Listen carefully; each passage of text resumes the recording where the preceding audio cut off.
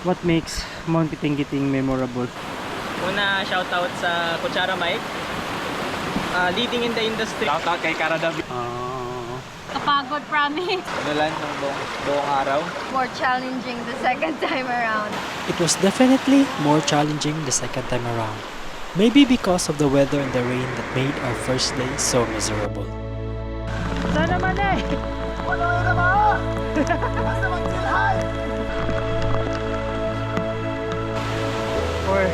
hours. Jump off. Nagkauli-o na kayo ko sa first night. Nagibagyo me sa taas. Pero wala nag-give up ang team. Nga, maayo pagdala sa organizer o sa grupo. In an insane amount of luck, the morning was bright and clear. And it was amazing. The beautiful Mount Kiting-Giting. Day 1, maulan. Hanggang kaumagahan. Tapos day 2, blines kami ni Lord ng magandang weather. We were worried because baka hindi kami mag-traverse dahil sa panahon, but today sobrang init and sobrang ganda ng view. So yeah, patuloy sa traverse. Lahat kami, lahat ng hikers, ang dami namin. Yung iba nag-decide na lang mag-backtrail kasi maulan nga, pero kami nag-push talaga mag-traverse, kaya thank you Lord for the good weather.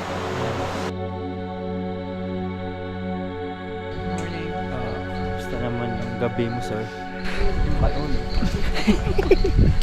Tingin mo nakatulog ka ng maayos, sir? Hindi talaga.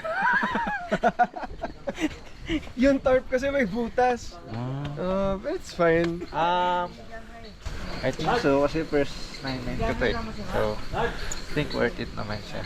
So far, very therapeutic. Kasi yung nature is, what you call this? Therapeutic, therapy. Ang hirap mag-English. Hello, Mount Mayon from Ice Peak. Hello. It's the most difficult mountain I've trekked so far in my life. And yeah, sobrang hirap ng mga climbs. Pero mas mahirap doon actually is yung pababa. Nakakabasag ng tuhod. At saka after you go up, you're already so tired na. And then when you go down, you have little energy left. So it's like the most painful part, right? The knife's edge of Mount Kiting-Giting is famous for its rock formations and technical holds in scrambling through its 2.3-kilometer trail. Basically, it's a 4 to 6 hour ascent from Ice Peak to the summit, using all your physical strength to keep you from falling. Yung knife edge, para siyang ma-relate mo din siya sa life kasi yung peak, yan yung climax ng life mo. Tapos bababa ka ulit, tapos tataas ka ulit. Bababa to naman. Yung paangat ka, tapos pababa, yun yung pain eh. Oh my God, the view in the knife's edge. Kabalik-balik, seryoso. Isang ang view sa knife's edge. Sinumalte kami, may clearing. Nagkinabalo ako, diba? Last That's nothing.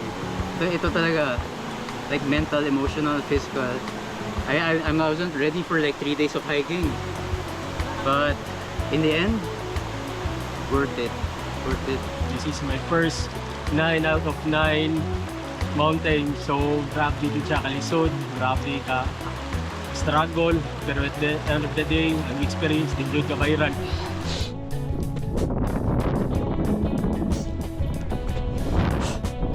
It is quite amazing how our bodies align with what we want to achieve, turning intention into reality.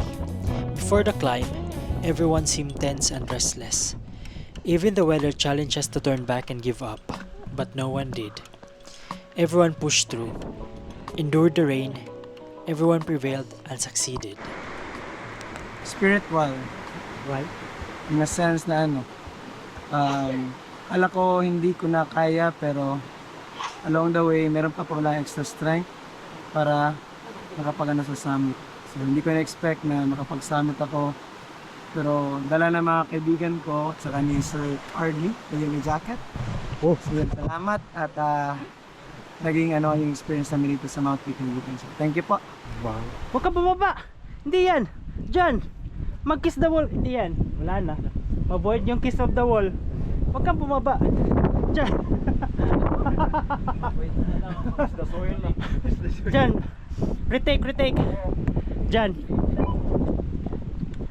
Yan. Diyan ka sa delikado, huwag ka sa ano. Favorite moment mo sa trail?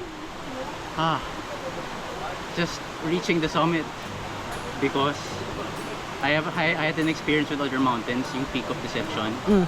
Now I wanted to be gone na eh. Like I want to go back na, which I did like that time. But this one I finished it up to the summit after the Peak of Deception. Probably the 90-degree wall. Although maikli lang siya, but it's technically challenging, right? And it's always again, it's not easy to find your holds. It's not easy to maintain your holds and to switch from one hold to another, right? So yeah, very challenging, very memorable. Favorite moment sa trail, sir, is from Maybell Spring to Peak of Deception. Grabe kayo ang bato, ang pagkat-kat niya, ang hangin, kusog, napaybag, hindi na, pero kadto dito ko na-enjoy yung mayo, sir.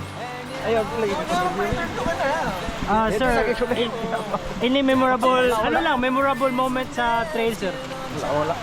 Sa Mayos Peak kasi like kitang-kita mo talaga yung dadaanan mo. Kita rin yung Mayon Volcano, tas kita rin yung sa Panay Island yung Majaas, Nantut at Baloy. Tas makita mo talaga yung trail na dadaanan mo, yung need mong ma-expect na prep mo para sa katawan mo. Yung pag-attempt ko ng 90 degrees kasi hindi ko siya expect na makakaya ko kahit na meron akong dalang bag kasi usually parang natatakot ako na magsuot habang ako, pero when I tried it, it makes me really happy. I really enjoyed it. Meron na akong GoPro at saka new phone, kaya mas maganda yung mga kuha ngayon. Nice, congrats.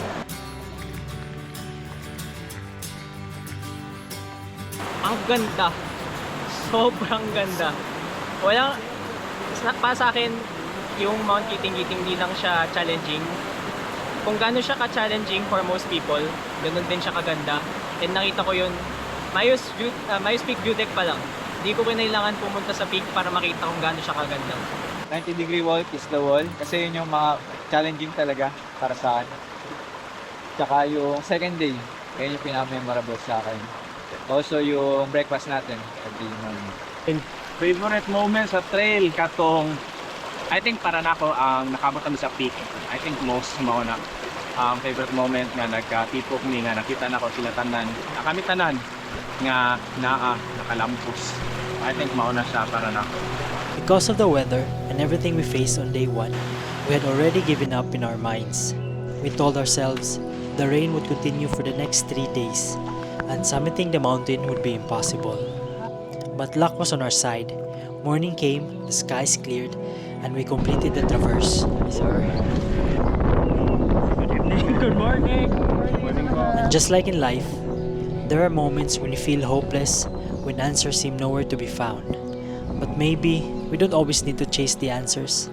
We just need to keep living, keep pushing forward, and trust that in God's perfect timing, what is meant for us will find its way. Oh my gosh, like I've learned like more of my limitations as a human. And like it's also interesting that I can also do more than what I thought I can do. Yes.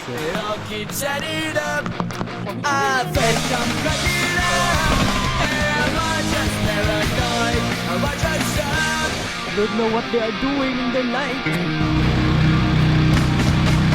Saka memorable din siya dahil sa mga kasama ko. Sobrang saya experience ng mga gagawin tao, people from Manila. And kayo sir. Kasama mo sila sa puro hirap. But of course, the friends I made along the way, you guys, the Yellow Jackets.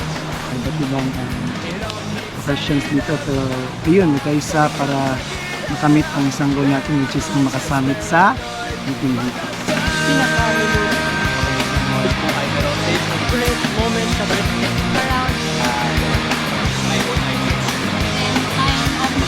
Sa Check it up.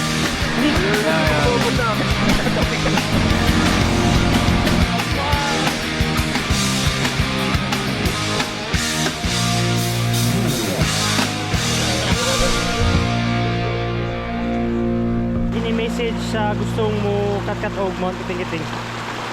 First, training jud, kinahanglan preparado tandan.